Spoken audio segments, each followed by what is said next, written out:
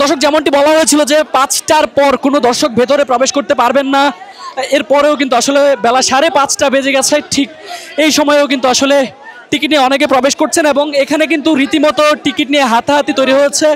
আপনাদের যদি একটু দেখাতে চাই যে আসলে টিকিট প্রাপ্তি নিয়েই কিন্তু এখানে এই বিশৃঙ্খলা সৃষ্টি হয়েছে। ঠিক জাতীয় স্টেডিয়ামের 4 নম্বর যে ফটকটি রয়েছে সেই ফটকের সামনে দর্শক দেখছেন, এখানে কিন্তু দর্শকদের মধ্যে আসলে রীতিমতো উত্তেজনাকর পরিস্থিতি কিন্তু বিরাজ করছে। দীর্ঘক্ষণ আগে এই হাতাহাতি শুরু হয়েছে টিকিট নিয়ে নিজেদের মধ্যে, এখনো কিন্তু সেটি চলছে এবং এই হাতাহাতিতে কয়েকজন কিন্তু বেশ কয়েকজন অংশ নিয়েছে।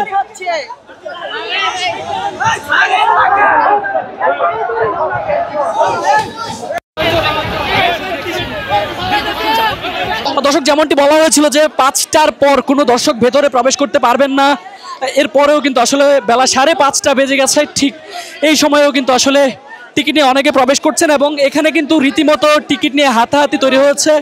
আপনাদের যদি একটু দেখাতে চাই যে আসলে টিকিট প্রাপ্তি নিয়েই কিন্তু এখানে এই বিশৃঙ্খলা সৃষ্টি হয়েছে। ঠিক জাতীয় স্টেডিয়ামের 4 নম্বর যে ফটকটি রয়েছে সেই ফটকের সামনে দর্শক দেখছেন, এখানে কিন্তু দর্শকদের মধ্যে আসলে রীতিমতো উত্তেজনাকর পরিস্থিতি কিন্তু বিরাজ করছে। দীর্ঘক্ষণ আগে এই হাতাহাতি শুরু হয়েছে টিকিট নিয়ে নিজেদের মধ্যে, এখনো কিন্তু সেটি চলছে এবং এই হাতাহাতিতে কয়েকজন কিন্তু বেশ কয়েকজন অংশ নিয়েছে।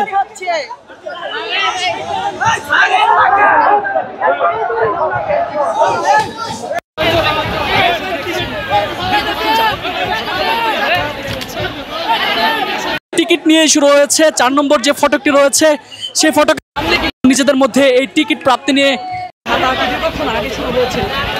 দর্শক মারামারির পর্যায়ে চলে গেছে এবং একজন টিকিট কালোবাজারের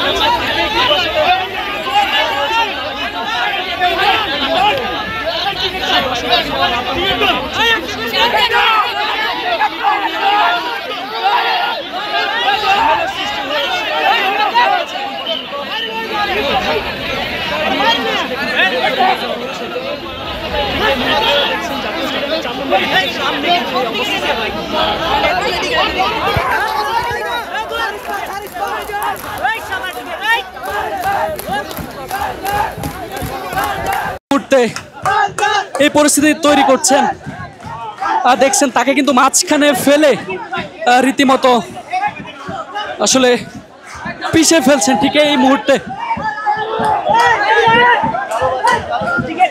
দর্শক টিকিট বিক্রি নিয়ে কিন্তু আসলে তার সঙ্গে এই দ্বন্দ্বের সৃষ্টি হয় এবং তাকে কিন্তু আসলে রীতিমতো মানুষজন যারা রয়েছেন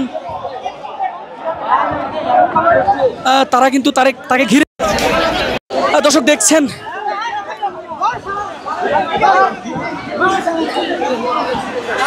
দর্শক টিকিট কালোবাজারে কিন্তু ধরা পড়েছে। আসলে টিকিট গেট ভেঙে কিন্তু